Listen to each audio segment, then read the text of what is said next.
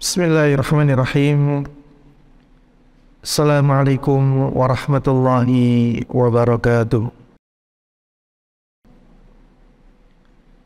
Innal hamdalillah nahmaduhu wa nasta'inuhu wa nastaghfiruh wa na'udzu billahi min shururi anfusina wa min sayyiati a'malina. May yahdihillahu fala mudilla lahu wa man yudlil fala hadiya lahu. Wa asyhadu an la ilaha illallah wahdahu la syarika lahu wa asyhadu anna Muhammadan abduhu wa rasuluh.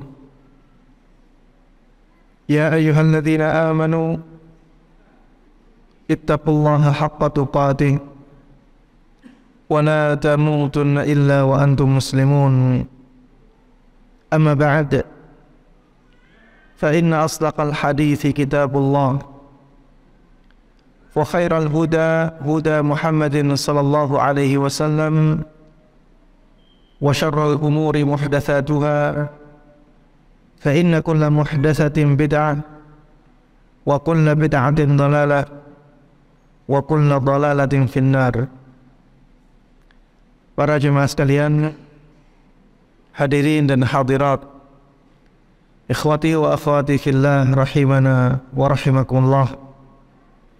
Alhamdulillah, segala puji hanya bagi Allah subhanahu wa ta'ala yang telah memberikan nikmat-nikmatnya kepada kita semuanya, yang dengan nikmat itu kita bisa melakukan banyak amal kebaikan yang bisa menjadikan kita mulia di dunia dan di akhirat. Di antara amal yang Allah mudahkan untuk kita pada saat ini adalah berkumpulnya kita di majelis ini. Sungguh ini merupakan amalan yang sangat dimuliakan oleh Allah subhanahu wa ta'ala.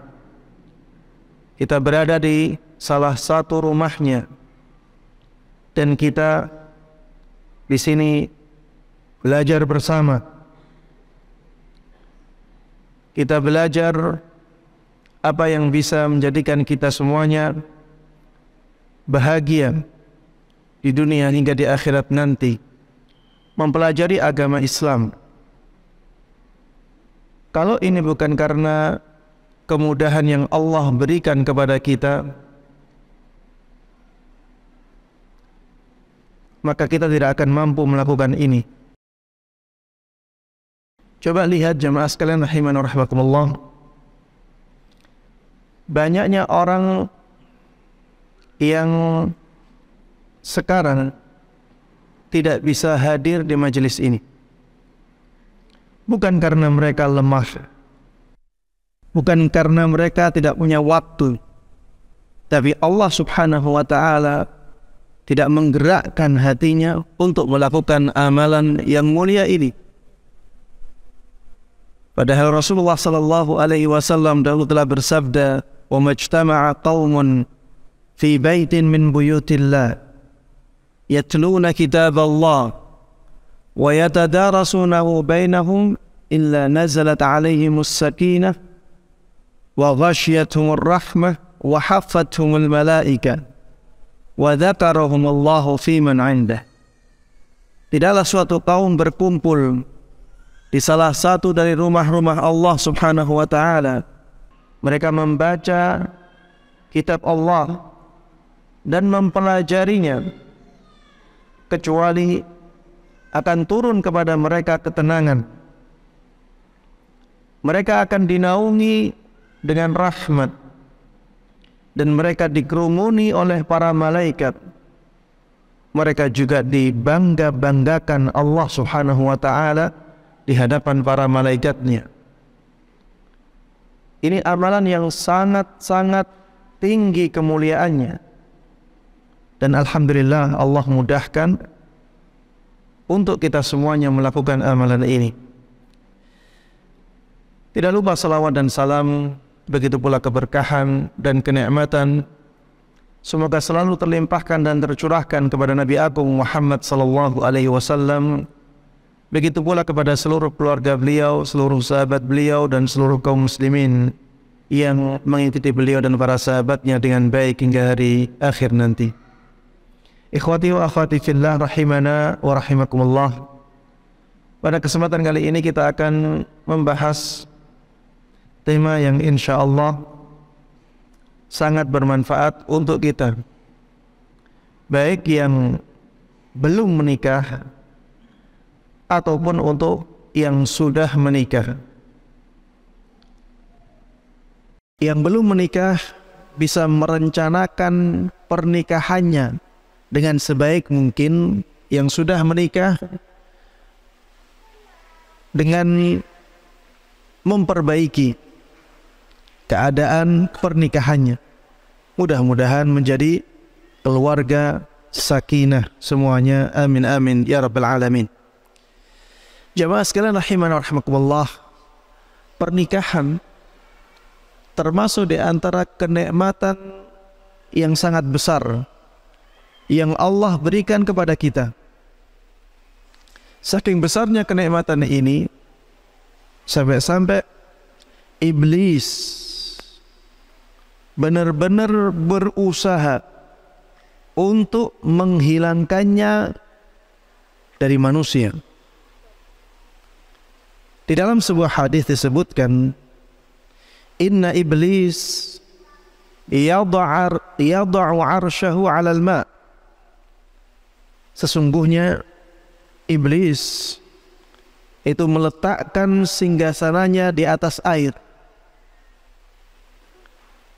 Thumma yab'athu sarayah. Kemudian iblis mengirimkan pasukan-pasukannya.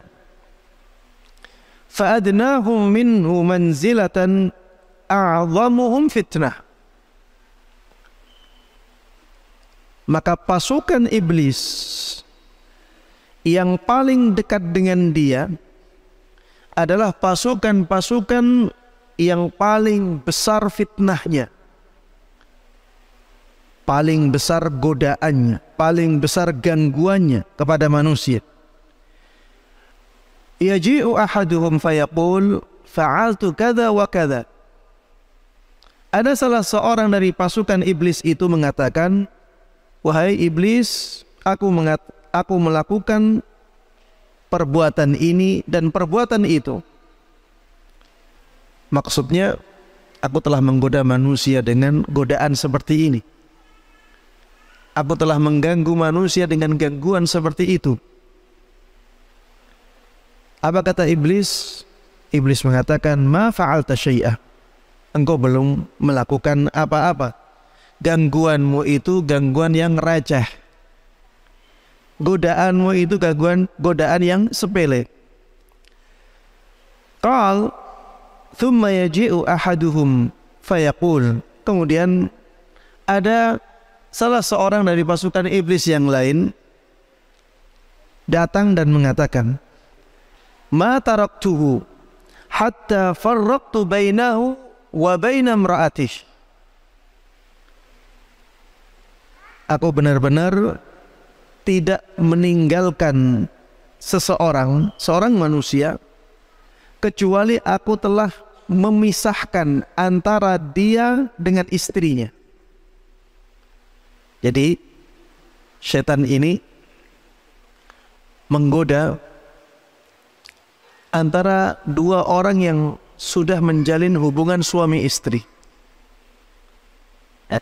mengganggu hubungan antara keduanya sampai akhirnya bisa menjadikan keduanya bercerai.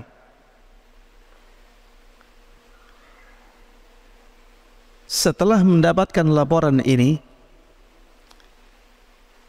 maka iblis mendekatkan setan ini dan dia mengatakan, ni'ma anta. Iblis mengatakan, engkau adalah pasukanku yang paling baik.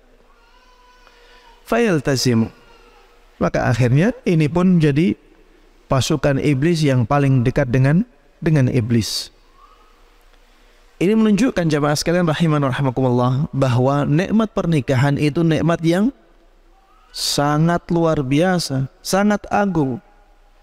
Makanya iblis ingin sekali agar nikmat ini hilang dari manusia. Makanya syaitan yang bisa menjadikan suami istri bercerai itu dimuliakan sekali oleh iblis, karena dia telah melakukan gangguan yang sangat luar biasa, godaan yang sangat besar bagi manusia. Makanya jamaah sekalian rahiman rahimakumullah yang sudah menikah, pertahankan pernikahan sekuat tenaga. Pertahankan tali suci pernikahan itu dengan sebaik-baiknya, karena itu adalah nikmat yang sangat besar dari Allah Subhanahu wa ta'ala. Itu adalah nikmat yang sangat dibenci oleh musuh bebuyutan kita, yaitu iblis. Jemaah sekalian rahiman rahimakumullah, bagaimana kita mempertahankan tali suci pernikahan ini dan menjadikan keluarga kita menjadi keluarga sakinah? Maka jemaah sekalian rahiman rahimakumullah, yang pertama yang harus kita lakukan adalah menjadikan diri kita saleh dan salihah. Ini bagi yang sudah menikah. Jadikan diri kita saleh dan salihah. Yang suami, mendekatlah kepada Allah Subhanahu wa ta'ala. Jadikan diri menjadi seorang yang saleh. Yang istri juga demikian, mendekatlah kepada Allah Subhanahu wa ta'ala. Jadikan diri menjadi salihah. Karena ketika seorang suami dan istri ini dua-duanya mendekat kepada Allah Subhanahu wa ta'ala, maka hubungan mereka antar keduanya akan semakin baik, karena hubungan mereka dengan Allah Subhanahu wa ta'ala semakin baik. Jamaah sekalian rahiman rahimakumullah, sebenarnya kunci dari semua masalah adalah dekatnya kita kepada Allah Subhanahu wa ta'ala. Semakin dekat seseorang dengan Allah Subhanahu wa ta'ala, maka semakin sedikit masalah yang dia hadapi, atau semakin ringan masalah-masalah yang dia hadapi. Dan sumber semua masalah sebenarnya adalah jauhnya seseorang dari Allah Subhanahu wa ta'ala. Kalau seseorang semakin jauh dari Allah Subhanahu wa ta'ala, maka semakin banyak masalah dalam kehidupan dia, atau semakin berat masalah yang dia hadapi. Kenapa demikian? Karena manusia itu lemah. Wa khuliqal insanu dha'ifa. Kata Allah Subhanahu wa ta'ala, manusia itu diciptakan dalam keadaan lemah. Ketika manusia yang lemah ini jauh dari Allah Subhanahu wa ta'ala, maka dia akan tetap lemah. Semakin jauh semakin lemah. Dan seseorang yang lemah, maka dia akan sulit untuk menghadapi masalah. Bahkan bisa jadi sebenarnya masalahnya kecil, tapi karena dia lemah, dia menganggapnya masalah yang besar. Berbeda kalau seseorang itu dekat dengan Allah. Dan Allah itu maha kuat. Allah itu maha kuat. Ketika seorang yang lemah ini dekat dengan Allah, maka dia akan diberikan kekuatan oleh Allah Subhanahu wa ta'ala. Dan kalau seseorang diberikan kekuatan oleh Allah, dia akan menjadi kuat. Itulah al-mu'minul qawi. Itulah seorang mukmin yang punya kekuatan. Kalau kita sudah punya kekuatan, maka masalah sebesar apapun kita akan mampu untuk hadapi. Ya, kita mampu untuk menyelesaikannya. Makanya Allah katakan, wa may yattaqillaha yaj'al lahu makhraja wa yarzuquhu min haitsu la yahtasib. Barang siapa yang bertakwa kepada Allah, Allah akan kasih solusi untuk dia, dan Allah akan kasih rizki kepada dia dari jalan yang tidak dia sangka-sangka. Wa may yattaqillaha yaj'al lahu min amrihi yusra. Barang siapa yang bertakwa kepada Allah Subhanahu wa taala, Allah akan mudahkan urusan-urusan dia. Jadi kalau suami istri itu dekat kepada Allah, menjadi saleh dan salihah, maka keluarga akan menjadi sakinah. Keluarga akan menjadi keluarga yang tenang, keluarga yang bahagia, keluarga yang harmonis, saling menyayangi satu dengan yang lain. Bagi yang belum menikah, maka berusahalah untuk mencari pasangan yang baik agamanya, dan itu minimal. Standar paling minimal adalah baik agamanya.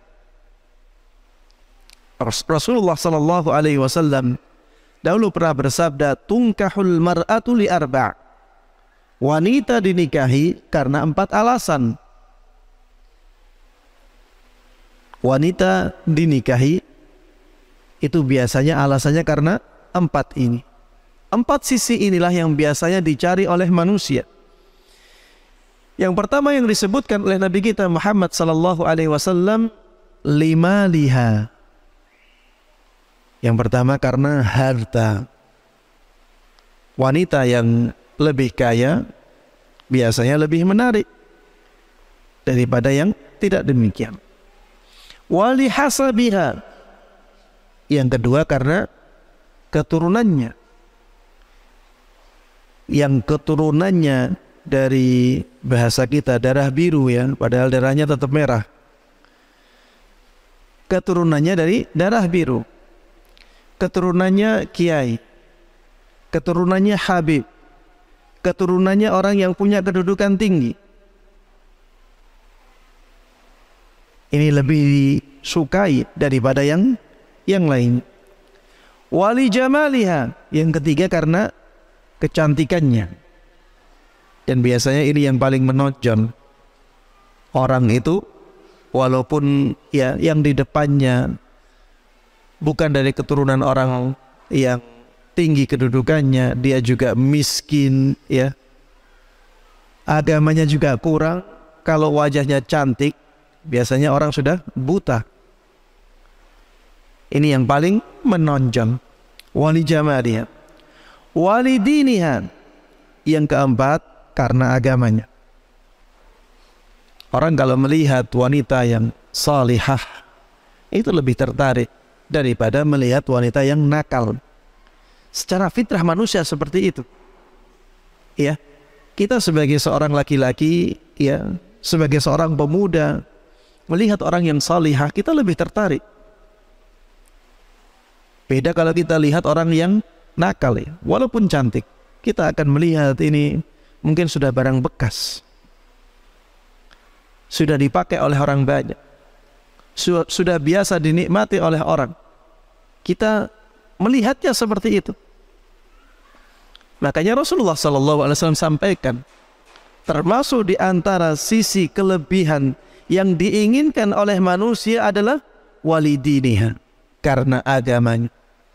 Kemudian Rasulullah SAW berpesan, batasan minimalnya fadfar bidzatid din. Dapatkanlah wanita yang memiliki agama. Maksudnya agamanya bagus. Ini yang harus menjadi standar yang pertama kali, standar yang paling menentukan dari seorang wanita, yaitu dia salihah. Seorang wanita juga boleh memilih, ya, apabila datang kepada dia orang yang melamar. Dan Rasulullah Sallallahu Alaihi Wasallam juga menganjurkan kepada kita untuk memilih laki-laki yang baik agama dan akhlaknya. Makanya Rasulullah Sallallahu Alaihi Wasallam mengatakan, "Idza ja'akum man tardawna dinahu wa khuluquhu fazawwijuh." Apabila datang kepada kalian seorang pelamar dari laki-laki dan orang tersebut kalian sukai agama dan akhlaknya, maka nikahkanlah dia dengan putri kalian, atau nikahkanlah dia dengan wanita yang kalian menjadi walinya. Jadi di sini Rasulullah Sallallahu Alaihi Wasallam menyebutkan dua kriteria: tardawna dinahu wa khuluqahu. Kalian suka atau senang kepada agamanya, berarti agamanya bagus. Kalian juga suka kepada akhlaknya, berarti akhlaknya bagus. Ini menunjukkan kalau yang datang agamanya tidak bagus, kalau yang datang akhlaknya tidak bagus, maka seorang wali boleh menolaknya. Ini namanya logika terbalik, ya, atau mafhumul mukhalafah. Rasulullah Sallallahu Alaihi Wasallam memerintahkan untuk menerima pelamar yang baik agama dan akhlaknya. Berarti kalau tidak baik agamanya atau tidak baik akhlaknya, jangan diterima. Coba lihat jemaah sekalian rahimana wa rahmatullah, dari dua sisi, sisi laki-laki dan sisi perempuan, yang dipentingkan oleh Rasulullah Sallallahu Alaihi Wasallam apanya? Agamanya. Maka jadikan ini sebagai kriteria paling utama dalam memilih calon pasangan kita. Ini bagi yang belum menikah. Bagi yang sudah menikah, melihat pasangannya kurang baik akhlaknya, kurang baik agamanya, bukan berarti dibubarkan, ya. Bukan berarti dipisahkan, tidak. Berusahalah untuk mengubah keadaan. Berusahalah untuk memperbaiki keadaan. Jadikan diri menjadi orang yang saleh atau salihah. Taib jemaah sekalian rahimana wa rahimakumullah. Yang kedua, ikhlaskan karena Allah dalam membangun pernikahan. Ikhlaskan karena Allah dalam membangun pernikahan. Ini bagi yang sudah menikah. Bagi yang belum menikah, ikhlaskan karena Allah dalam melangkah ke dalam pernikahan. Kenapa harus ikhlas, Ustadz? Karena pernikahan itu apa? Ibadah. Pernikahan itu termasuk di antara ibadah. Dan pernikahan hukum asalnya apa? Sunnah. Hukum asal dari pernikahan sunnah. Makanya pernikahan itu ibadah. Dan ibadah itu tidak akan diterima oleh Allah Subhanahu wa ta'ala, tidak akan mendatangkan pahala kecuali apa? Ikhlas. Dan dengan keikhlasan inilah jemaah sekalian rahimana wa rahimakumullah, kita akan ringan menghadapi rintangan dalam kehidupan rumah tangga. Itu pasti banyak rintangan. Pasti. Makanya kita harus ikhlas dalam mengarungi kehidupan rumah tangga. Rumah tangga itu seperti bangunan jemaah. Dan bangunan itu harus ada perjuangan untuk membangunnya. Kita ingin bangunannya kuat, maka kita harus berusaha dengan usaha yang kuat untuk membangun bangunan itu. Dan ada pengorbanan di sana, ada perjuangan. Kalau tidak ada keikhlasan, maka ini akan sangat berat. Beda kalau kita punya keikhlasan yang tinggi dalam membangun kehidupan rumah tangga. Beda kalau kita punya keikhlasan yang tinggi ketika akan melangkah ke dalam pernikahan. Maka semuanya akan menjadi ringan, jemaah.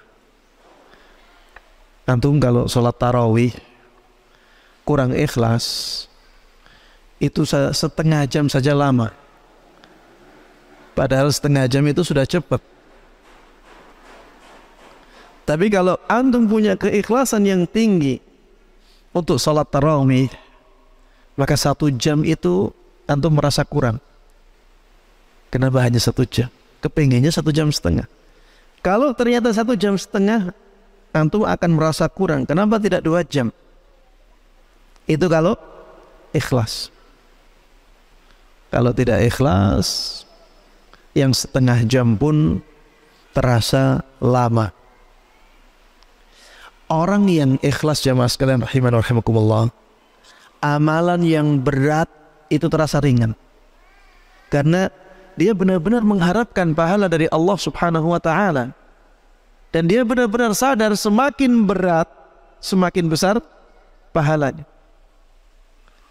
Jamaah, kita akan heran ketika melihat betapa semangatnya para sahabat Nabi Muhammad sallallahu alaihi wasallam untuk berperang di jalan Allah Subhanahu wa ta'ala. Padahal berperang itu mengorbankan jiwa raga mereka. Jadi ada harta yang harus mereka korbankan. Bahkan nyawa yang paling mahal dari manusia pun mereka korbankan. Tapi para sahabat Nabi Muhammad SAW sangat semangat sekali untuk berperang. Sampai-sampai yang belum cukup umur, itu pun ingin perang. Sahabat Ibnu Umar radhiyallahu ta'ala anhuma ingin perang Uhud, belum cukup umur, tidak diizinkan oleh Nabi kita Muhammad sallallahu alaihi wasallam. Dan beberapa sahabat yang lainnya, ada yang belum cukup umur, bahkan ada yang ngotot, jamaah sekalian rahimanallah. Ada yang ngotot, walaupun belum cukup umur, saya pandai memanah. Diuji oleh Rasulullah sallallahu alaihi wasallam kelihayan dia dalam memanah. Ketika Rasulullah sallallahu alaihi wasallam melihatnya lihai dalam memanah, akhirnya beliau masukkan, masih kecil, belum 15 tahun. Yang lainnya ada yang kepingin, ya Rasulullah, aku bisa mengalahkan dia, engkau bolehkan dia untuk mengikuti perang, dia masih kecil, saya bisa mengalahkan dia. Akhirnya Rasulullah SAW uji, disuruh tarung ini, disuruh bergulat, disuruh menjatuhkan orang yang pandai memanah itu. Ternyata bisa menjatuhkan. Akhirnya Rasulullah SAW masukkan dia ke dalam pasukan, masih kecil jemaah. Ada yang buta, kepengen ikut perang, buta. Jemaah sekalian rahimanallah, kenapa mereka sangat semangat mengorbankan jiwa mereka? Karena keikhlasan. Kita juga jemaah sekalian rahimanallah, dalam pernikahan maka kita harus ikhlas menjalaninya. Kalau belum menikah, kita harus ikhlas dalam melangkah kepada pernikahan. Seorang suami jemaah sekalian rahimanallah, kalau dia tidak ikhlas, dia akan pelit kepada istrinya, dia akan pelit kepada anaknya, karena tidak ada keikhlasan. Keluar uang, dia merasa aku berjuang berat untuk mengumpulkan uang ini, kenapa saya kasihkan ke istri? Kenapa saya kasihkan ke anak? Berat, kenapa? Karena tidak adanya keikhlasan. Beda kalau ada ikhlas yang tinggi. Keluar uang, dia akan mengatakan ini untuk Allah. Ini dari Allah dan untuk Allah. Dia akan berikan nafkah kepada istri sesuai dengan kemampuan dia. Ketika anaknya butuh dana untuk sekolah misalnya, dia juga tidak akan pelit, dia akan keluarkan itu. Dan dia harapkan pahala dari Allah Subhanahu wa ta'ala. Istri juga demikian. Ketika tidak punya keikhlasan, maka untuk berkhidmah kepada suami, dia akan ngitung-ngitung. Untuk berkhidmah kepada anak-anak juga demikian. Beda kalau dia ikhlas. Dia berkhidmah untuk suami bukan mengharapkan balasan dari suami. Dia mengharapkan balasannya dari Allah Subhanahu wa ta'ala. Dan itu akan menjadikan keluarga kita menjadi keluarga yang sakinah. Keluarga yang benar-benar saling rela untuk berkorban untuk pasangan masing-masing. Makanya keikhlasan dalam berkeluarga ini sangat-sangat dibutuhkan sekali. Keikhlasan ini jamaah sekalian rahiman rahimakumullah menjadikan seseorang melakukan sesuatu tanpa pamrih.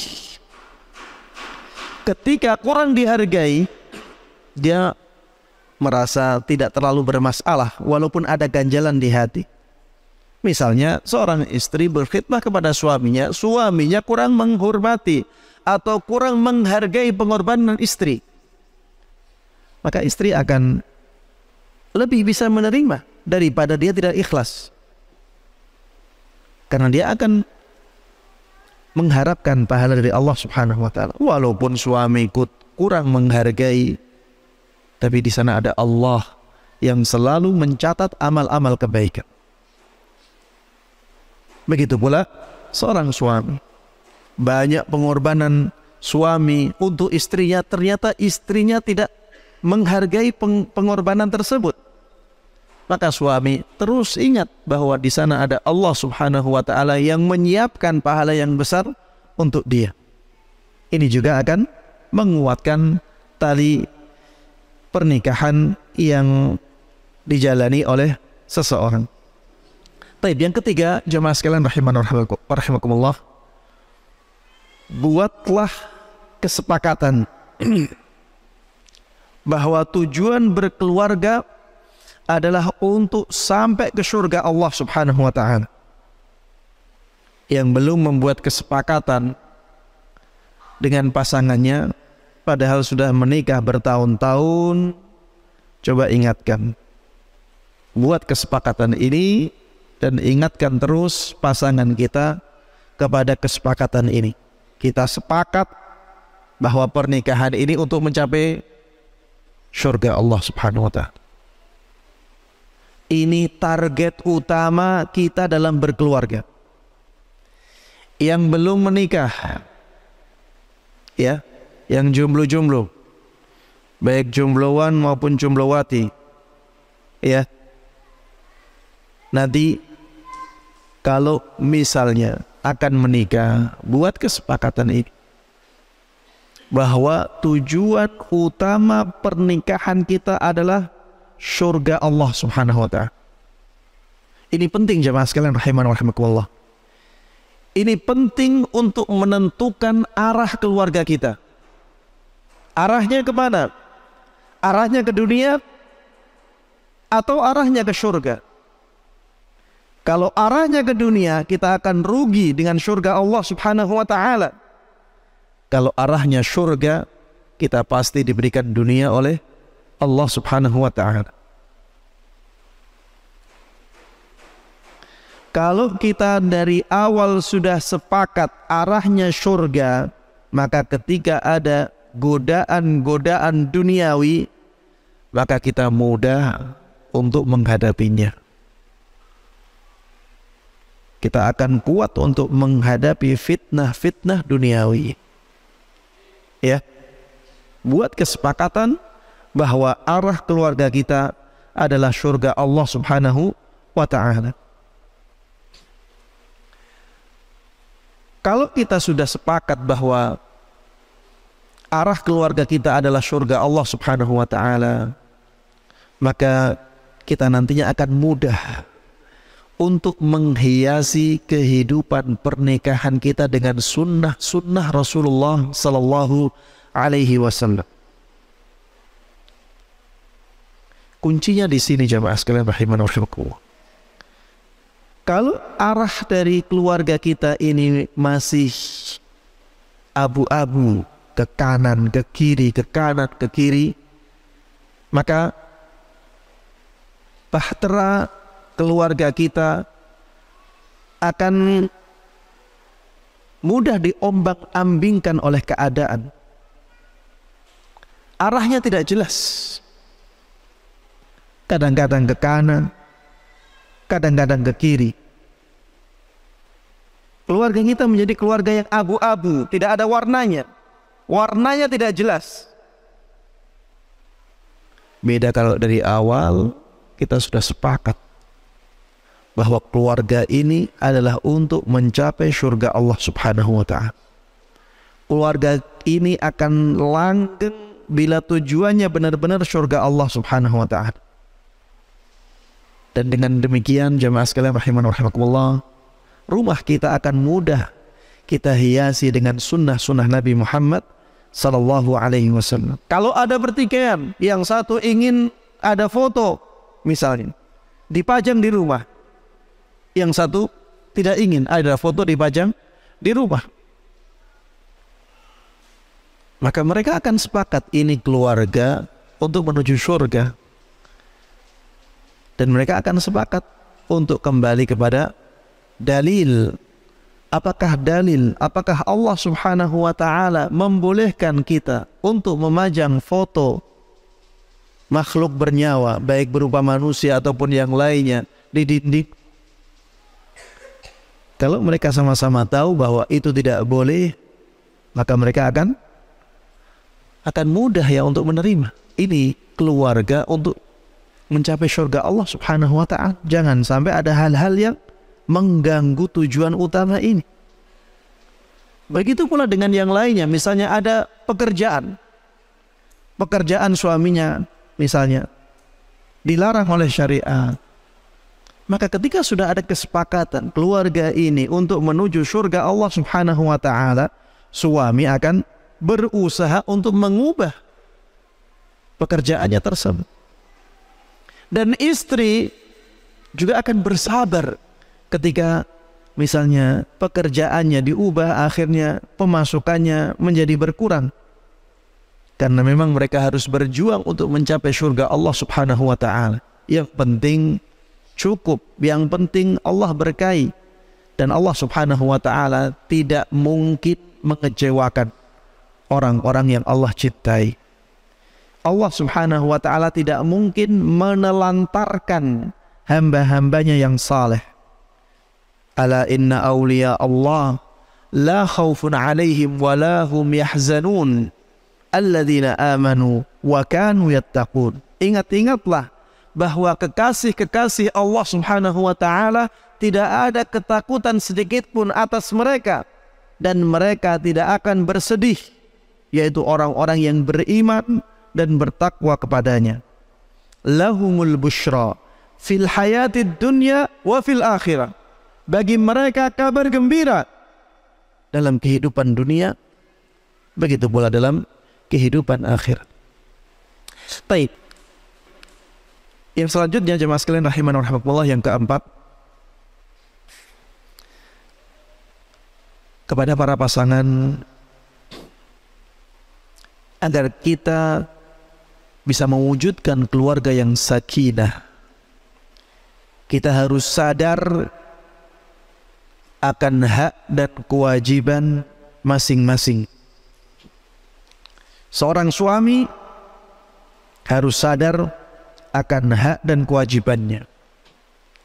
Seorang istri juga demikian, harus sadar akan hak dan kewajiban. Dan ini membutuhkan pembelajaran.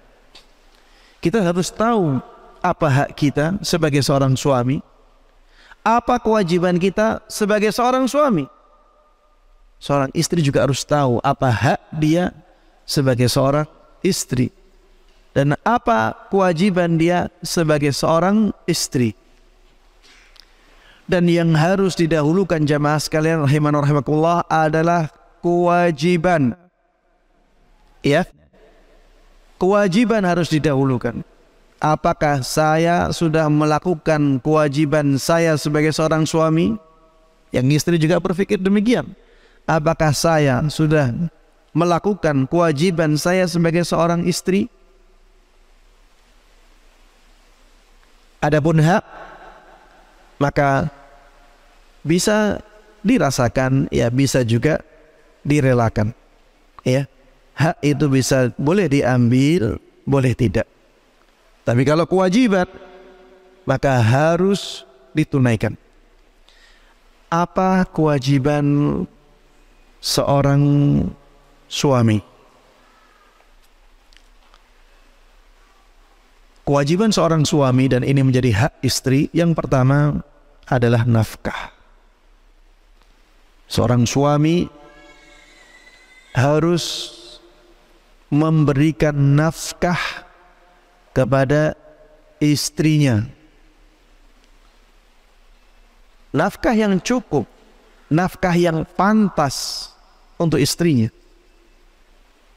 Ini kewajiban seorang suami dan ini hak seorang istri. Nafkah itu mencakup makanan, mencakup pakaian, dan tempat tinggal. Ya, sandang, pangan, papan. Ini harus diusahakan oleh seorang suami. Seorang suami harus berusaha untuk menafkahi istrinya dari tiga sisi ini. Dari sisi sandangnya, pakaiannya, dari sisi pangannya, kebutuhan makan sehari-hari. Kebutuhan yang ketiga adalah papan, yaitu tempat tinggal. Tempat tinggal tidak harus hak milik, ya. Tempat tinggal itu tidak harus hak milik dan tidak harus atas nama istri. Tidak harus kita buatkan istri rumah atas nama dia, tidak. Tapi boleh kita kontrakkan. Yang penting ada tempat tinggal yang layak untuk istri. Ya, itu tempat tinggal. Makan, ya, seorang suami harus memikirkan kebutuhan makan istrinya. Makanya dia harus bekerja. Dia harus bekerja. Ini tanggung jawab seorang suami. Dan makanan harus diberikan makanan yang layak. Ya, layak ini bisa berbeda-beda dari satu tempat ke tempat yang lainnya. Dan ini juga bisa berbeda-beda dari strata sosial, tingkat sosial seseorang. Kalau istrinya orang kaya, kebutuhan makan dia tidak seperti kebutuhan makan orang miskin. Makanya ya kita harus tahu ya istri kita keadaan sosialnya bagaimana. Dan kita punya kewajiban untuk menafkahi istri sesuai dengan keadaan dia. Pakaian juga demikian. Pakaian ini harus dicukupi oleh seorang suami. Tidak harus pakaian yang mewah, tapi pakaian yang pantas untuk istri kita. Di masyarakat dia pakaian yang pantas bagaimana?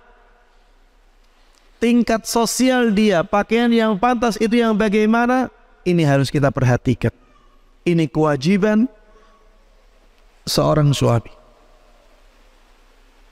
Kewajiban seorang suami yang lainnya memberikan cinta dan kasih sayang.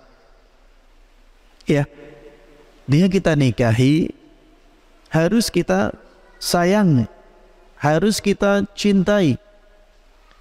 Makanya Rasulullah Sallallahu Alaihi Wasallam di dalam hadis yang diriwayatkan oleh Imam Muslim dalam kitab sahihnya mengatakan, la yafraq mu'minun mu'minah in kariha minha khuluqa radiya minha akhar. Jangan sampai seorang mukmin, yaitu seorang suami, itu membenci mukminah, yaitu istrinya. Karena apabila dia tidak suka kepada salah satu akhlaknya, di sana ada akhlak lain yang dia sukai. Jemaah sekalian rahimani wa rahimakumullah, ini larangan untuk membenci. Konsekuensinya adalah apa? Perintah untuk mencintai. Larangan untuk membenci, konsekuensinya apa? Perintah untuk mencintai. Dan Rasulullah Sallallahu Alaihi Wasallam masih memerintahkan kita untuk mencintai istri kita walaupun ada kekurangannya. Walaupun jelas-jelas ada yang dibenci pada istri. Bagaimana kalau istrinya lebih dari itu? Dan tidak mungkin ada istri yang sempurna. Sebagaimana tidak mungkin ada suami yang sempurna. Jadi perintah ini jamaah sekalian rahimani wa rahimakumullah adalah perintah yang mewajibkan kita untuk memberikan kasih sayang kepada seorang istri.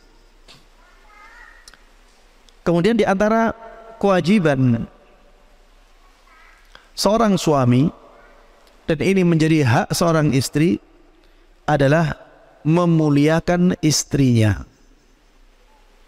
Jadi kita diwajibkan untuk memuliakan istri-istri kita. Sebagai seorang suami, kita harus memuliakan istri-istri kita secara lahir maupun batin. Karena Allah Subhanahu wa taala di dalam Al-Qur'an mengatakan, wa'ashiruhunna bil ma'ruf. Pergaulilah istri-istri kalian dengan cara yang baik, dengan cara yang memuliakan. Dan perintah ini menunjukkan hukum wajib. Karena itulah asal dari petunjuk perintah, ya. Jadi perintah-perintah dalam syariat itu pada asalnya menunjukkan apa? Hukum wajib. Dan Allah katakan demikian, wa'ashiruhunna bil ma'ruf. Pergaulilah istri-istri kalian dengan cara yang baik.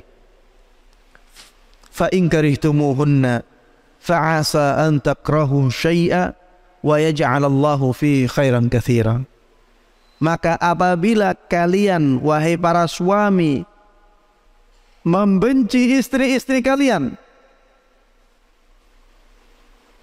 kalau ada dari kalian wahai para suami membenci istri-istri kalian, fa'asa an takrahu syai'a wa yaj'alallahu fi khairan katsira. Bisa jadi kalian membenci sesuatu padahal Allah Subhanahu wa taala menjadikan banyak kebaikan pada sesuatu tersebut. Di sini tetap saja, ya, Allah katakan kepada kita sebagai para suami, pergauli istri dengan baik. Artinya muliakan istri kalian walaupun ada hal-hal yang kalian benci pada istri kalian. Karena memang tidak ada istri yang sempurna. Bahkan Rasulullah Sallallahu Alaihi Wasallam mengatakan wanita itu diciptakan dari tulang yang bengkok. Jadi pasti ada hal-hal yang tidak kita sukai pada seorang istri. Rasulullah Sallallahu Alaihi Wasallam memberikan anjuran yang banyak ya kepada para suami agar mereka memuliakan istri-istri mereka. Dalam hadisnya Rasulullah Sallallahu Alaihi Wasallam mengatakan, istawsu bin nisa'i khaira. Istawsu bin nisa'i khaira. Pergauli istri-istri kalian dengan baik. Pergauli istri-istri kalian dengan baik. Ini sama dengan ayat wa'ashiruhunna bil ma'ruf.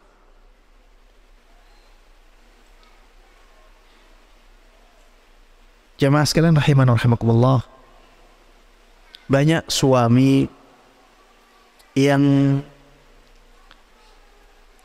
baru mengetahui sisi buruk seorang istri setelah menikah. Setelah menikah baru tahu. Akhirnya dia kaget, kecewa, dan akhirnya tali suci pernikahan menjadi rusak. Iya. Ini tentunya sesuatu yang tidak baik, jemaah sekalian rahiman rahimakumullah. Kalau kita mencari pasangan yang tidak ada kekurangannya, maka kita tidak akan mendapatkannya di dunia.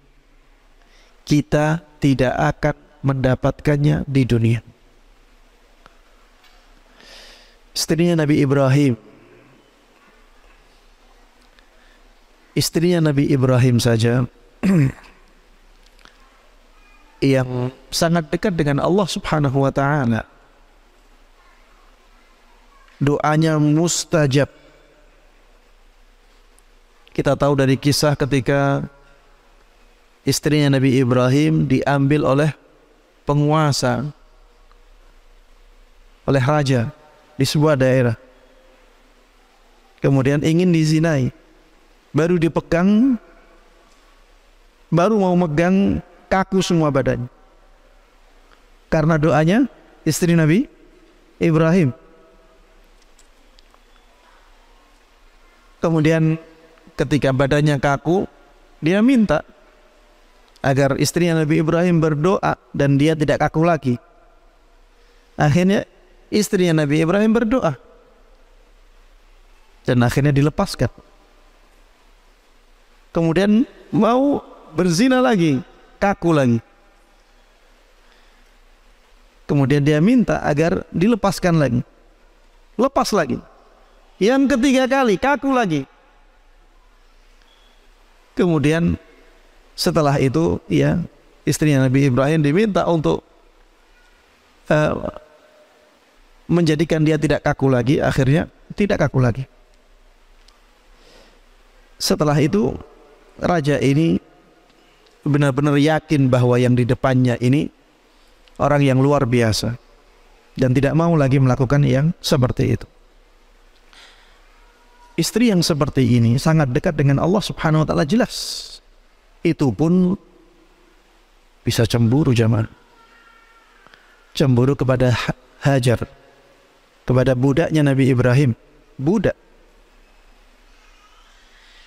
Dan ketika cemburu sampai mengatakan, saya akan cincang-cincang itu Hajar,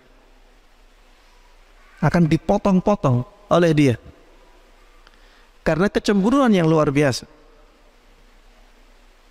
Ini menunjukkan ada sisi kekurangan di sana pada istri Nabi Ibrahim yang sangat luar biasa ini, padahal beliau sangat dekat dengan Allah Subhanahu wa ta'ala.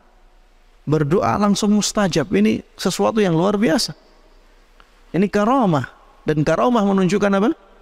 Kedekatan seseorang dengan Allah Subhanahu wa ta'ala. Itu pun ada sisi kekurangannya karena kecemburuan. Apalagi yang lainnya, jemaah sekalian rahimana wa rahimakumullah. Ya, kita harus melihat ya sisi baik istri kita, kemudian kita pupuk kebaikan-kebaikan itu agar membesar dan bisa menutupi kekurangannya. Ya, Rasulullah Shallallahu Alaihi Wasallam juga mengatakan, khairukum li ahli, wa ana khairukum li ahli. Orang yang paling baik dari kalian adalah orang yang paling memuliakan istrinya, paling baik kepada istrinya. Dan aku orang yang paling baik kepada istriku. Ini menunjukkan bahwa Islam itu sangat menganjurkan para suami untuk memuliakan istri-istri mereka. Kemudian di antara kewajiban seorang suami, yang ini merupakan hak seorang istri, adalah membimbing istrinya, membimbing, ya, karena suami itu otomatis akan menjadi kepala keluarga. Dia akan menjadi kepala keluarga. Dia bukan rakyat. Dia bukan yang dipimpin, tapi dialah pemimpinnya. Dialah yang harusnya mengatur keluarga itu. Ar-rijalu qawwamuna 'alan nisa. Jadi ada qawamah di sana. Jadi para laki-laki, mereka lah yang menjadi pengatur kaum wanita. Kalau kita sebagai seorang suami, kita harus punya power, kita punya kekuatan, kita punya kepemimpinan yang baik. Kita harus berusaha untuk menjadikan diri kita sebagai pemimpin dalam keluarga kita. Maka arahkan keluarga itu dan bimbing kepada kebaikan.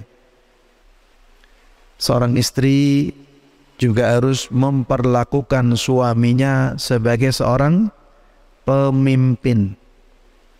Ya, seorang istri harusnya menganggap suaminya itu pemimpin keluarga.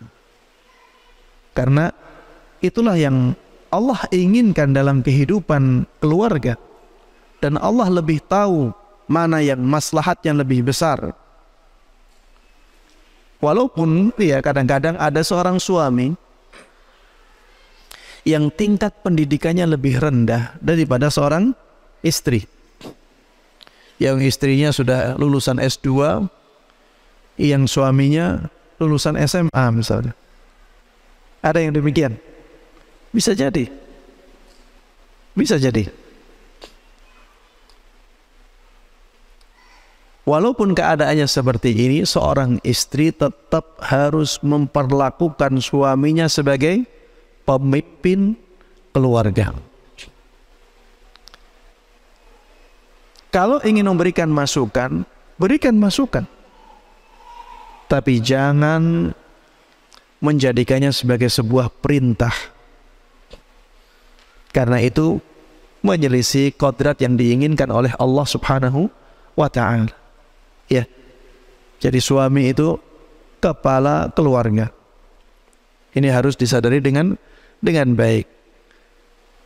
Ketika suami adalah kepala keluarga, maka dia punya tanggung jawab yang lebih besar, punya kewajiban yang lebih besar.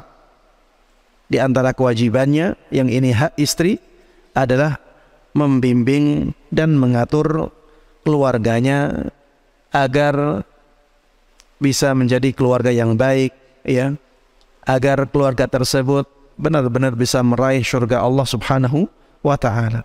Baik. Yang berikutnya, kewajiban seorang istri. Seorang istri harus sadar akan kewajibannya, dan ini menjadi hak seorang suami.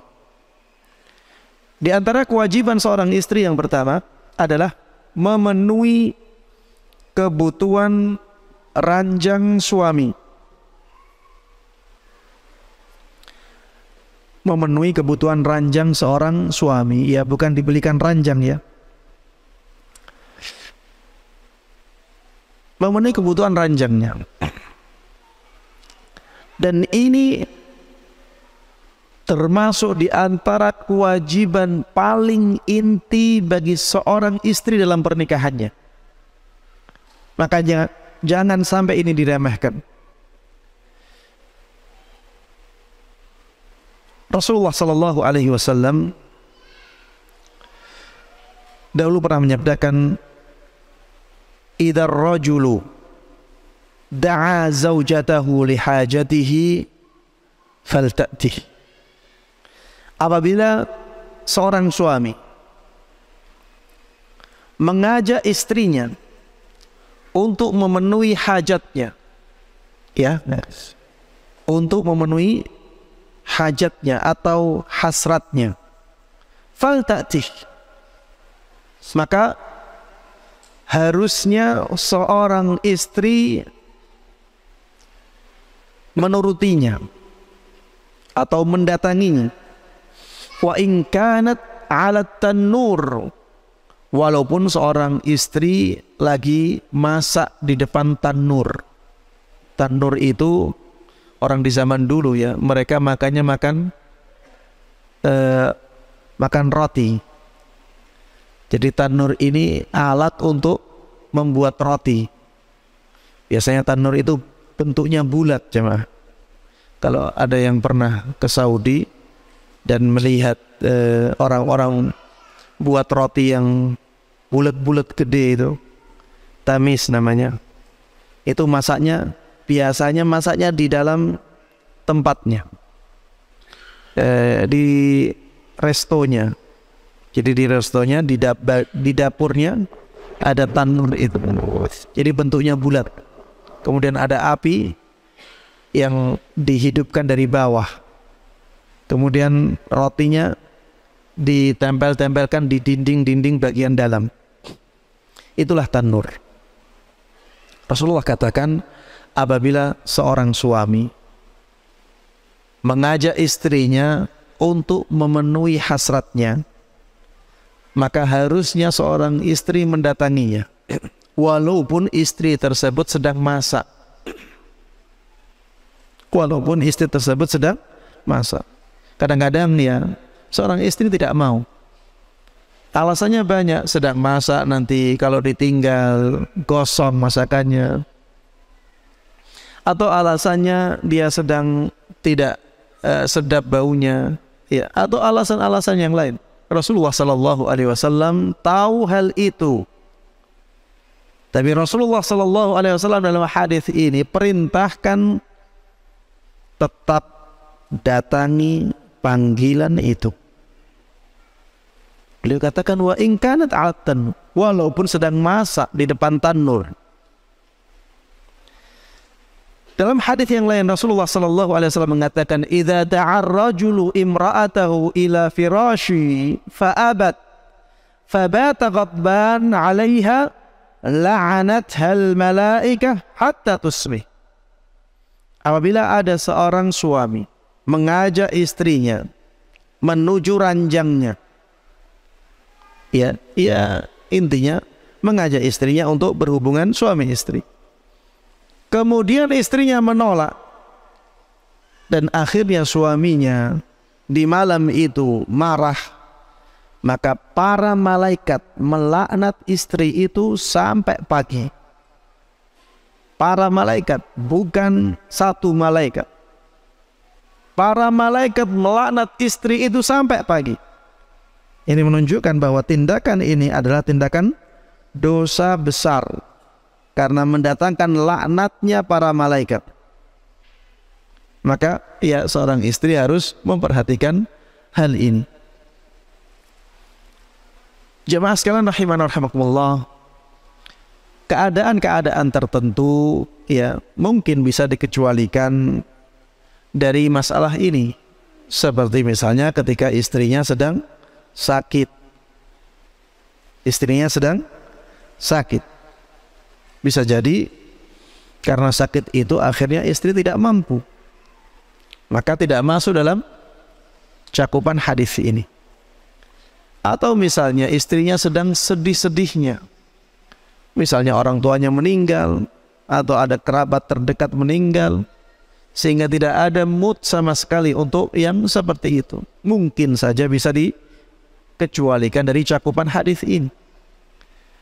Begitu pula keadaan-keadaan lain yang berat ya, misalnya istrinya sedang capek-capeknya, misalnya seharian menerima tamu, seharian bekerja, saking capeknya ya dia tidak bisa mendatangi suaminya. Maka yang seperti ini insya Allah bisa dikecualikan, dan seorang suami juga harus memperhatikan keadaan istrinya. Tapi kalau keadaannya normal, keadaannya wajar, maka istri harus benar-benar memperhatikan kewajiban ini. Kewajiban istri yang kedua, mentaati dan memuliakan suami. taat kepada suami itu wajib bagi istri. Ya. Muliakan suami, ya, memuliakan suami juga wajib bagi seorang istri. Yang dimaksud dengan taat, ya, kepada suami adalah pada hal-hal yang memang secara adat kebiasaan itu menjadi tugas seorang wanita. Misalnya, ya, suami memerintahkan istrinya untuk masak, maka istri wajib untuk melakukannya. Seorang suami memerintahkan istrinya untuk nyuci pakaian, maka istri wajib mentaati suaminya. Seorang suami memerintahkan istrinya untuk membersihkan rumah, maka ini juga menjadi kewajiban seorang istri. Tidak boleh istri di sini membangkang, karena itu adalah tugas dan kewajiban seorang istri dalam kehidupan masyarakat kita. Jangan sampai ada yang mengatakan, Ustadz, ada seorang ulama yang tidak mewajibkan itu semuanya. Kita katakan pendapat itu pendapat yang kurang kuat. Karena memang adat kebiasaan masyarakat seperti itu. Kalau misalnya ada orang, ya, seorang laki-laki ketika menikah, sebelum menikah istri mengatakan, saya mengajukan syarat. Saya tidak mau nyuci, tidak mau masak, tidak mau membersihkan rumah. Apa tanggapan seorang calon suami ini?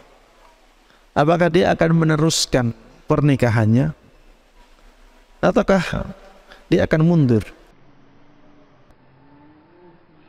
Rata-rata akan mundur. Terus kalau tidak mau masak, tidak mau ngurusi rumah, tidak mau nyuci, siapa yang melakukannya? Pembantu. Iya, kalau mampu. Kalau tidak mampu bagaimana?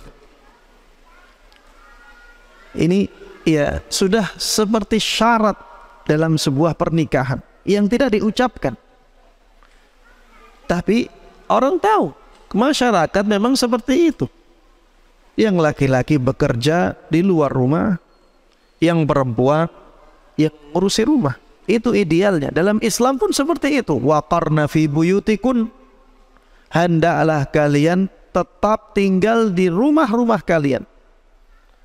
Sedangkan untuk para suami diperintahkan oleh Allah Subhanahu wa taala dan Rasulnya untuk bekerja, walaupun mengumpulkan kayu bakar sampai ke gunung. Lakukan itu. Inilah Islam. Islam seperti itu. Dan masyarakat kita pun kebanyakan masih seperti itu. Maka, ya, sebagai seorang istri, kita harus sadar akan kewajiban kita untuk mentaati suami. Tentunya pada hal-hal yang baik, ya, yang bukan maksiat. Dan muliakan suami kita. Ya, muliakan suami kita. Di dalam Al-Quran, ya, Allah Subhanahu wa taala mengatakan, ar-rijalu qawwamuna 'alan nisa. Kaum laki-laki itu sebagai pengatur bagi kaum wanita. Kemudian disebutkan di dalam ayat yang lain, walirrijali 'alaihinna darajah. Kaum laki-laki itu punya derajat yang lebih tinggi daripada kaum wanita, ya. Dan ini dari Allah Subhanahu wa taala, bukan dari kita sebagai manusia. Allah yang memberikan tingkatan yang lebih tinggi bagi kaum laki-laki atas kaum wanita. Maka sebagai seorang istri, apapun keadaan suaminya, hormati dia sebagai seorang suami. Dan ini jamaah sekalian rahimanur rahimakumullah, pahalanya sangat besar bagi seorang istri.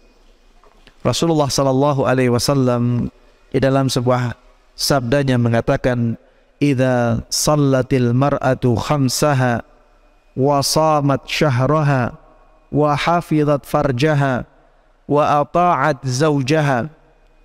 Apabila seorang wanita melakukan salat 5 waktunya, berpuasa di bulan Ramadannya, menjaga kemaluannya, dan mentaati suaminya, qila laha, maka nantinya sebelum masuk surga dikatakan kepadanya, udkhulil jannah min ayyi abwabil jannati syi'ti, masuklah engkau ke surga dari pintu surga manapun yang engkau kehendaki.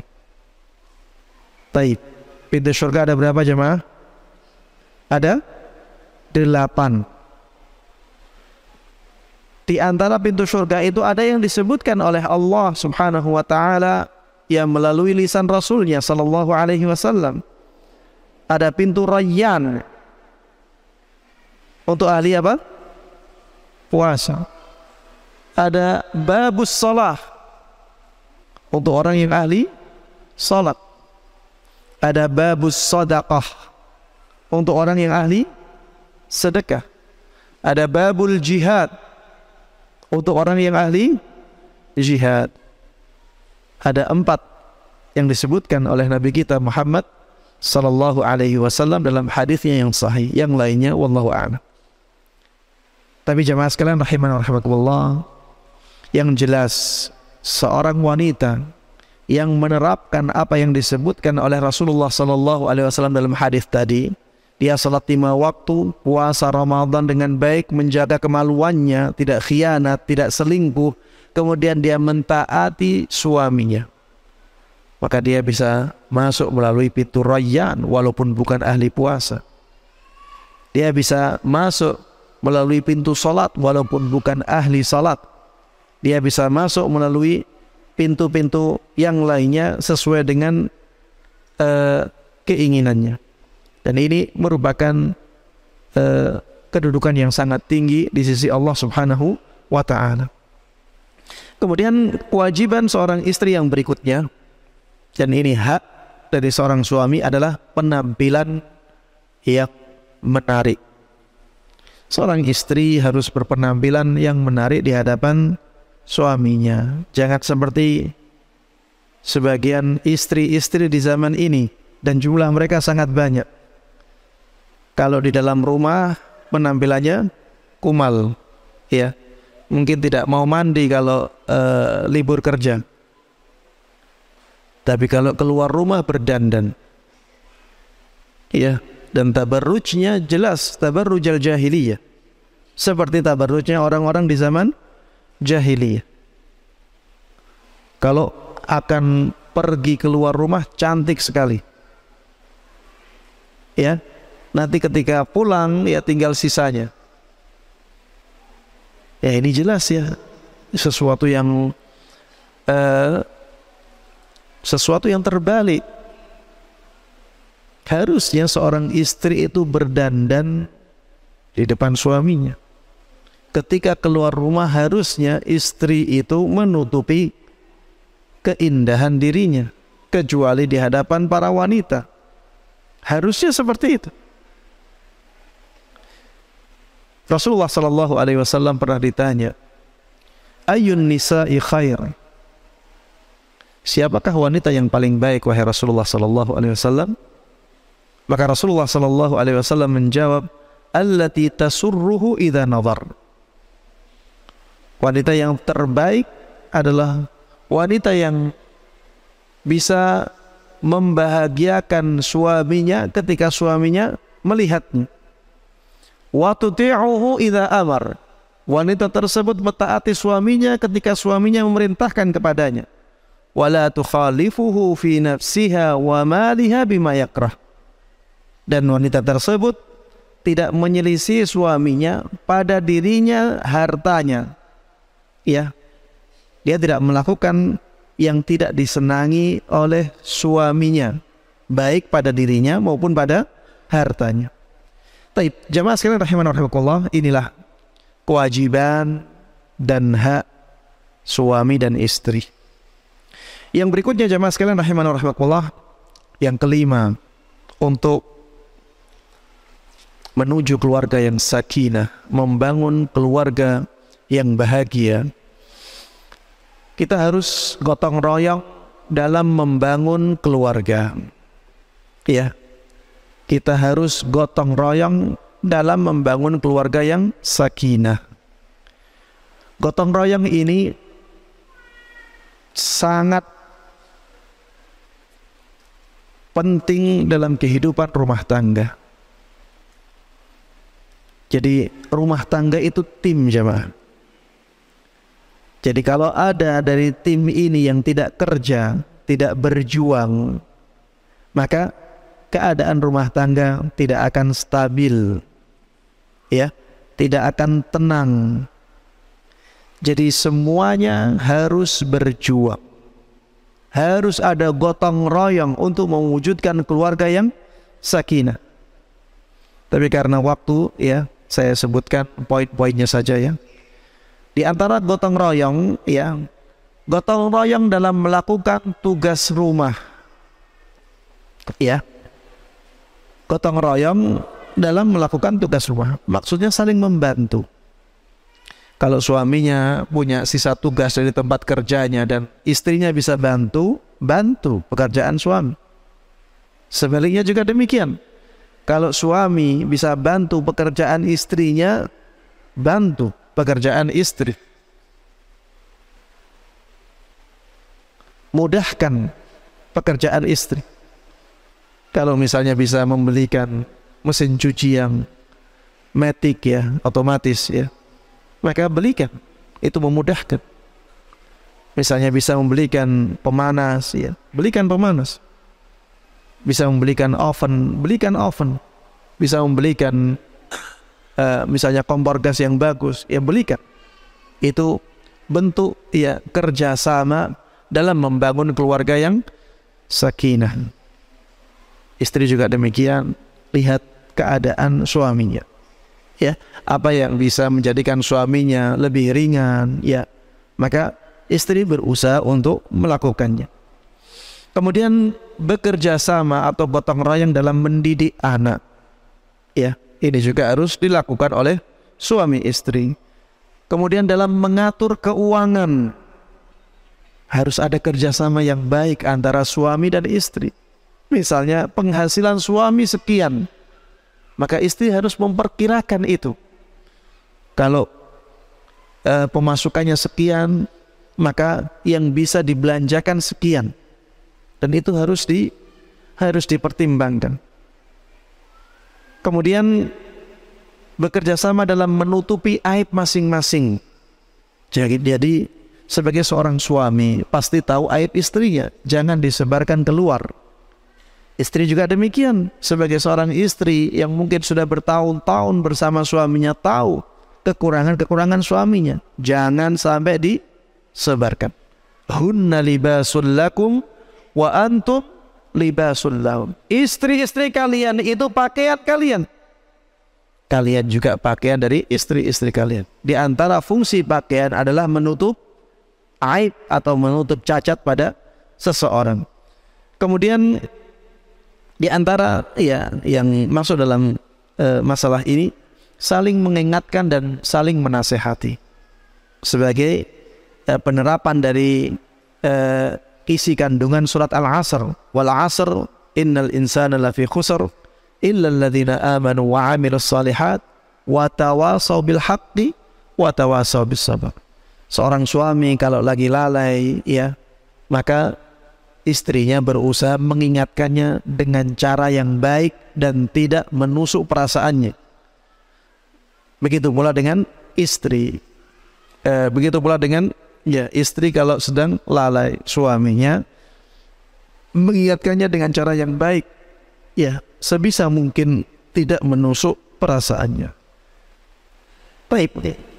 Termasuk di antara kerjasama yang harus ada dalam sebuah keluarga adalah kerjasama untuk saling memaafkan ketika salah. Suami salah, istri berusaha untuk memaafkannya. istri salah, suami berusaha untuk memaafkannya. Saling memaafkan ini harus ada dalam kehidupan berkeluarga. Dan nikmati amalan memaafkan kesalahan orang lain, apalagi kesalahan pasangan kita. Dengan memaafkan, ya, kita akan mendapatkan pahala yang agung dari Allah Subhanahu wa ta'ala. Kita juga akan mendapatkan ampunan yang sangat besar dari Allah Subhanahu wa ta'ala. Tidak perlu ya kita menyalah-nyalahkan terus. Ya, kalau kita salahkan, nanti istri mengungkit-ungkit kesalahan suami. Kesalahan suami diungkit-ungkit, suaminya juga akan mengungkit-ungkit kesalahan istri. Nggak selesai-selesai. Ya. Jadi kalau ada api itu disiram, ya, bukan didatangkan api yang lain. Disiram, ya, disiram itu dengan memaafkannya. Kemudian di antara kerjasama yang harus ada dalam keluarga adalah kerjasama dalam doa. Jadi seorang suami mendoakan kebaikan istrinya, ya, mendoakan untuk kebaikan istrinya. Seorang istri juga demikian, mendoakan untuk kebaikan suaminya. Nanti kalau ada anak, suami istri mendoakan anaknya. Anaknya diberikan pesan agar selalu mendoakan orang tuanya. Ini kerjasama, ya. Kerjasama dalam doa ini sangat penting. Karena doa itulah yang nantinya akan membuka pintu-pintu hajat kita di hadapan Allah Subhanahu wa ta'ala. Kemudian yang berikutnya, yang keenam, ya, yang bisa kita lakukan untuk mewujudkan keluarga sakinah adalah berusaha untuk selalu bersyukur. Suami melakukan ini, istri juga melakukan ini. Syukuri istri Anda, ya, syukuri istri kita. Kemudian bagi seorang istri, syukuri suami kita. Kita harus melihat, ya, sisi-sisi baik dari pasangan kita agar kehidupan rumah tangga itu benar-benar harmonis, benar-benar bahagia. Kalau kita pandai melihat sisi kelebihan dari pasangan, maka kita akan semakin bahagia. Alhamdulillah istri saya seperti ini, alhamdulillah istri saya seperti ini. Ini akan sangat membahagiakan. Begitu pula seorang istri harus pandai-pandai melihat kelebihan seorang suami. Alhamdulillah suami saya seperti ini, suami saya seperti ini. Jangan sampai jamaah sekalian rahimani wa rahimakumullah, kita lebih pandai melihat pasangan orang lain, ya, melihat kelebihan pasangan orang lain. Kemudian kita ucapkan di hadapan pasangan kita. Misalnya seorang istri mengatakan, ayah atau mas kok nggak seperti suaminya fulana. Suaminya fulana Masya Allah seperti ini, seperti ini. Ini akan sangat menyinggung perasaan seorang suami. Dan ini tindakan yang kurang bersyukur atas kebaikan-kebaikan suaminya. Sebaliknya suami juga jangan lakukan hal itu kepada seorang istri. Ya. Seringkali kita lebih pandai melihat kelebihan pasangan orang lain daripada melihat kelebihan pasangan sendiri, dan ini menjadikan keluarga tidak bahagia. Maka jadikanlah keluarga kita menjadi keluarga yang bahagia dengan mensyukuri pasangan masing-masing. Kemudian yang terakhir, yang ketujuh, jamaah sekalian rahimani wa rahimakumullah, salinglah menampakkan rasa kasih sayang. Salinglah menampakkan rasa kasih sayang, baik dengan perbuatan maupun dengan ucapan. Dua-duanya lakukan semuanya. Menampakkan kasih sayang ini sunnah Nabi Muhammad sallallahu alaihi wasallam. Dalam sebuah sabdanya, Rasulullah sallallahu alaihi wasallam mengatakan, "Idza ahabba ahadukum akhahu falyu'limhu iyyah." apabila salah seorang dari kalian suka dengan saudaranya, maka hendaklah dia mengabarkan rasa suka itu kepada saudaranya. Hendaklah dia mengabarkan rasa suka itu kepada saudaranya. Ini antara seseorang dengan saudaranya, saudara sesama iman, apalagi dengan pasangan. Jadi kalau ya seorang istri mencintai suaminya, ya sampaikan. Begitu pula sebaliknya, seorang suami ketika mencintai istrinya, sampaikan itu kepada istri. Ini sunnah Rasulullah Sallallahu Alaihi Wasallam memerintahkannya. Ada pahala di sini, ya, ada pahala di sini. Bahkan ada kejadian di zaman Nabi Muhammad Sallallahu Alaihi Wasallam, disebutkan oleh sahabat Anas ibn Malik radhiyallahu taala anhu. Beliau mengatakan ada seseorang yang ketika itu berada di sisi Rasulullah Sallallahu Alaihi Wasallam, bersama Rasulullah Sallallahu Alaihi Wasallam. Famarra bihi rajul. Lalu ada orang lain lewat di hadapan Rasulullah Sallallahu Alaihi Wasallam. Maka orang yang ada di sisi Rasulullah Sallallahu Alaihi Wasallam mengatakan, ya Rasulullah, inni la uhibbu hadza. Wahai Rasulullah Sallallahu Alaihi Wasallam, aku benar-benar senang kepada orang ini. Faqala lahu Nabi sallallahu alaihi wasallam, a'lamtahu? Maka Rasulullah sallallahu alaihi wasallam mengatakan kepada sahabatnya yang ada di sisinya ini, apakah engkau telah menyampaikannya kepada orang itu? Apakah engkau telah menyampaikan rasa itu kepada orang tersebut? Maka orang ini mengatakan la, tidak atau belum. Maka Rasulullah sallallahu alaihi wasallam mengatakan, a'limhu, sampaikan kepada dia, kabarkan kepada dia, beritahu dia bahwa kamu senang dengan dia. Qal falahiqahu. Maka akhirnya orang ini dengan segera menghampiri orang yang berjalan tadi yang dia sukai, dan dia mengatakan, inni uhibbuka fillah. Sesungguhnya aku senang kepadamu karena Allah. Faqal, dan orang tersebut mengatakan, ahabbakal ahbabtani lah. Semoga Allah subhanahu wa ta'ala senang kepada kamu karena kamu senang kepadaku karenanya. Ya, karena engkau punya mahabbah fillah kepadaku, mudah-mudahan Allah mencintaimu.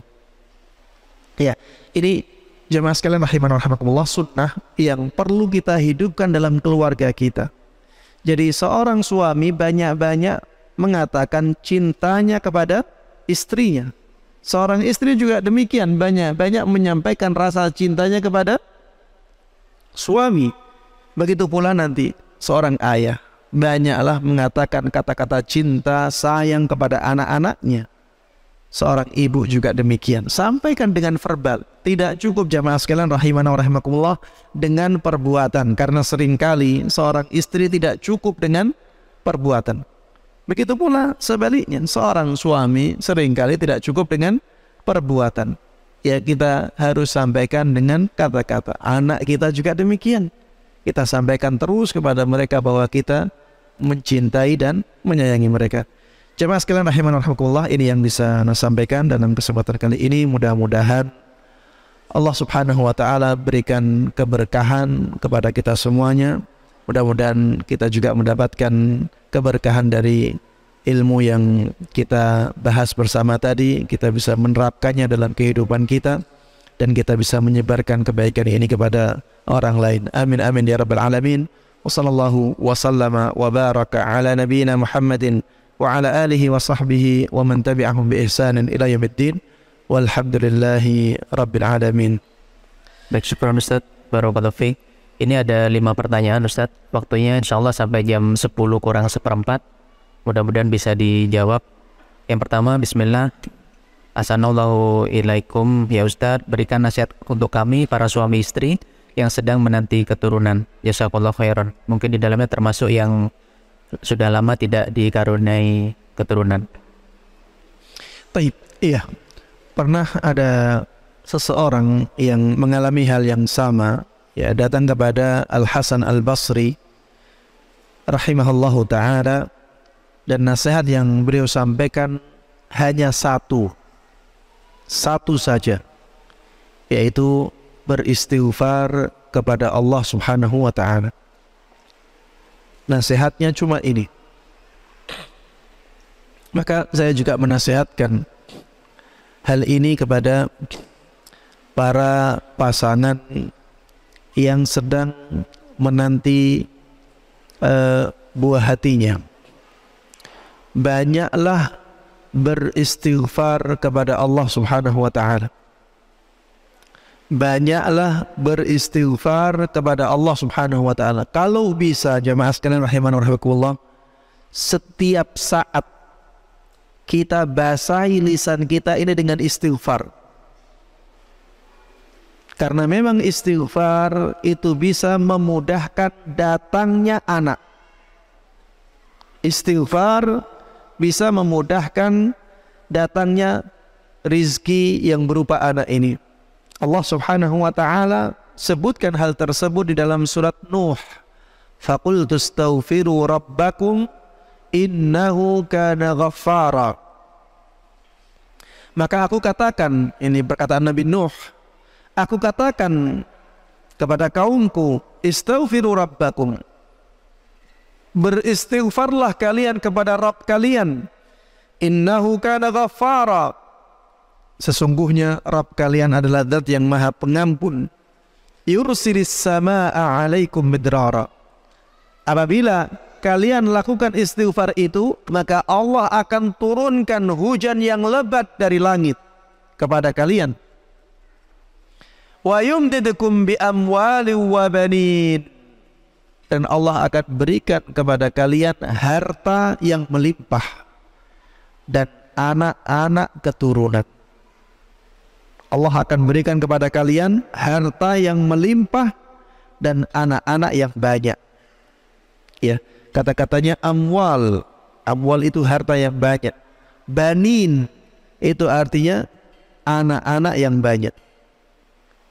Makanya jemaah sekalian rahimani wa rahimakumullah, ya, yang diberikan kesulitan, ya ini ujian ya, kesulitan untuk mendapatkan keturunan, terus basahi lisan dengan istighfar kepada Allah subhanahu wa ta'ala, dan yakinlah akan ijabah dari Allah subhanahu wa ta'ala, ya. Wallahu a'lam. Baik, pertanyaan yang kedua ya Ustaz. Sampai batas mana seorang anak boleh memakai uang dari seorang ayah yang bekerja sebagai pegawai pajak? Apakah boleh dipakai untuk membayar SPP sekolah dan keperluan pribadi lain seperti membeli kebutuhan sabun, kemudian buku-buku pelajaran, beli jajan dan lain-lain? Ini kondisinya suami istri sudah berpisah, kemudian anaknya dalam pengasuhan ibu, sedangkan ibunya dalam kondisi kurang mampu. Iya. Jemaah sekalian rahimani wa rahimakumullah, uang yang didapatkan dari pekerjaan yang diharamkan, ya, ini apabila berkaitan dengan hak Allah subhanahu wa ta'ala, ya dia bukan tindakan mencuri, ya, tapi tindakan yang dilakukan dengan suka sama suka, ya, dan itu sesuatu yang diharamkan. Maka apabila uang yang seperti ini diberikan kepada orang lain dengan jalan yang halal, maka uang tersebut menjadi halal di tangan orang lain. Ya, seperti misalnya orang yang bekerja di lembaga ribawi, lembaga keuangan ribawi, ada ribanya. Di bank-bank yang ribawi, maka kalau misalnya kita diberikan hadiah oleh orang tersebut, dan memang kemungkinan besar ya dari hasil dia, dari hasil pekerjaan dia, maka yang seperti ini boleh kita terima dan halal di tangan kita, halal di tangan kita. Dan ada athar dari beberapa sahabat Nabi Muhammad SAW yang menunjukkan hal ini. Kenapa demikian? Ya, karena sudah berpindah tangan dengan cara yang halal. Sebagaimana harta yang haram bisa menjadi sebagaimana harta yang halal bisa menjadi haram di tangan orang lain karena sebab kepemilikan yang haram, begitu pula harta yang haram bisa menjadi halal di tangan orang lain karena sebab kepemilikan yang halal. Ya, pernah saya contohkan, kalau misalnya ada seorang petani, dia menjual hasil pertaniannya dengan cara yang halal, dapat uang misalnya 1 juta. 1 juta ini halal di tangan petani atau tidak? Halal. Kalau misalnya petani ini membeli rokok atau membeli khamr dengan harga 100.000, dia dapat khamr, kemudian 100.000 diserahkan kepada penjual khamr. 100.000 ini di tangan penjual khamr, halal atau haram? Jawabannya haram. Padahal tadi di tangan petani halal. Kenapa di tangan penjual khamr haram? Karena sebab perpindahan kepemilikannya karena sesuatu yang haram, yaitu penjualan khamr. Kalau misalnya penjual khamr ini manggil tukang ke rumahnya, ada misalnya pintu yang rusak, dia ingin perbaiki pintu ini, kemudian diperbaiki oleh tukang ini. 100.000 tadi yang dari hasil apa? Menjual khamr itu diberikan kepada tukang kayu ini. Di tangan dia jadi halal atau tetap haram? Kita katakan halal. Kenapa? Karena perubahan atau perpindahan kepemilikannya dengan cara yang halal. Ya, seperti itu terus. Maka kalau misalnya ada orang yang pekerjaannya haram, ya, dan dia memberikan kepada kita sesuatu, kalau memang pekerjaan tersebut berkaitan dengan hak Allah saja, ya, maka kita halal untuk menggunakannya. Kita halal untuk menggunakannya. Wallahu a'lam. Berbeda kalau pekerjaannya itu berkaitan dengan hak manusia, misalnya mencuri. Ya, pekerjaannya apa? Mencuri. Jadi mencuri ini tidak menjadikan barang berpindah kepemilikan. Kalau misalnya ada orang nyuri HP, setelah HP dicuri, apakah kepemilikan berubah menjadi miliknya pencuri? Jawabannya tidak, itu masih punya pemilik aslinya. Masih punya pemilik aslinya. Maka kalau misalnya ada orang dihadiahi HP curian, maka dia tidak boleh menerimanya. Karena sebenarnya perpindahan kepemilikan belum terjadi sama sekali. Wallahu ta'ala a'lam. Baik Ustadz, ini mungkin pertanyaan terakhir Ustadz. Mirip, ada 2 pertanyaan, mungkin saya jadikan satu. Yang pertama, bagaimana kita sebagai istri harus taat dan sampai di titik mana istri harus sabar dengan sosok suami yang diam-diam selingkuh, diam-diam nikah siri tanpa sepengetahuan istri dan keluarga. Suami yang tidak sholat sudah bertahun-tahun, suami yang merokok, suami yang berkata buruk kepada istrinya. Apakah istri harus bertahan? Apakah harus mengambil keputusan untuk berpisah? Kemudian yang kedua, saya ingin bertanya, bagaimana seorang istri agar sabar dan ikhlas menerima ujian dengan keadaan rumah tangga yang diberi cobaan dengan suami yang mempunyai 2 istri? Taib jemaah sekalian rahimanallah, untuk yang pertama tadi ya, ketika seorang istri diuji dengan suami yang buruk akhlaknya, ya, dengan suami yang banyak bermaksiat kepada Allah Subhanahu wa taala, apakah milih pisah ataukah milih tetap bertahan? Ini sangat dipengaruhi oleh pertimbangan maslahat dan mafsadah. Sangat dipengaruhi oleh pertimbangan maslahat dan mafsadah.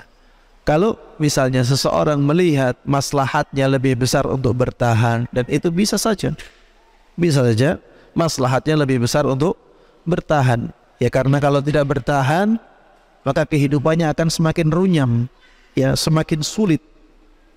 Maka lebih baik bertahan dengan keburukan yang ada, sembari banyak berdoa kepada Allah Subhanahu wa taala agar Allah memperbaiki keadaan. Ya, betapa banyak suami yang tadinya tidak mau mendekat kepada Allah Subhanahu wa taala, jauh dari syariat Islam, tiba-tiba dia sadar di akhir hidupnya, dia bertaubat kepada Allah Subhanahu wa taala menjadi baik. Ya. Dan ini sangat mudah bagi Allah Subhanahu wa taala karena hati seseorang itu di antara jari jemari Allah Subhanahu wa taala. Ya, bisa jadi seperti itu. Bisa jadi maslahatnya lebih baik, lebih besar untuk berpisah. Ya, dan pertimbangan maslahat yang seperti ini itu harus dilihat, ya, masalah per masalah, kasus per kasus. Kita tidak bisa memberikan hukum secara umum, ya. Semua harus memilih pisah misalnya, atau semua harus memilih bertahan. Tidak bisa. Kita harus melihat kasus per kasus karena pertimbangan maslahat ini sangat rumit, ya, dan harus dilihat dari banyak sisi, ya, sehingga tidak bisa kita pukul rata atau kebiah uyah di sini. Kita harus melihat kasus per kasus untuk menentukan ini lebih baik pisah, ini lebih baik bertahan. Tapi pada asalnya Islam menganjurkan kita untuk bertahan dahulu. Pada asalnya demikian, karena itu tali suci pernikahan yang merupakan nikmat dari Allah Subhanahu wa taala. Pada asalnya seperti itu. Baru ketika pertimbangan mafsadah yang lebih besar ketika bertahan, ya, ketika itulah baru kita pertimbangkan untuk memilih perpisahan. Wallahu a'lam. Adapun bersabar dengan suami yang poligami, ya, ini memang berat jamaah. Berat terutama di zaman ini. Di zaman ini banyak orang-orang yang tidak siap poligami melakukan poligami. Banyak orang-orang yang sebenarnya sudah sangat baik dalam melakukan poligami, tapi karena istrinya dipengaruhi oleh lingkungan yang buruk, akhirnya menjadikan dia tidak suka kepada suaminya, padahal suaminya sudah berusaha sebaik mungkin untuk melakukan poligami. Makanya di zaman ini, ya, kita harus banyak berpikir untuk melangkah ke poligami. Banyak orang-orang yang tadinya semangat melakukan poligami, setelah mencobanya ternyata memang menemukan badai di depannya. Iya, banyak cobaannya. Kalau kita tidak ingin, ya, mendapatkan ujian-ujian yang berat yang seperti itu, maka lebih baik, ya, kita bertahan dengan yang ada, kecuali kalau misalnya kebutuhan memaksa kita untuk melakukannya. Kalau tidak ada kebutuhan yang memaksa kita untuk melakukannya, ana melihat, ya, maslahatnya lebih baik tidak poligami. Karena tadi kebanyakan yang melakukan poligami itu dia tidak bisa melakukannya dengan baik, atau lingkungan yang menjadikan istri tidak terima dengan hal tersebut, ya, dan akhirnya malah kehidupan rumah tangga menjadi tidak harmonis, tidak enak, ya. Wallahu a'lam.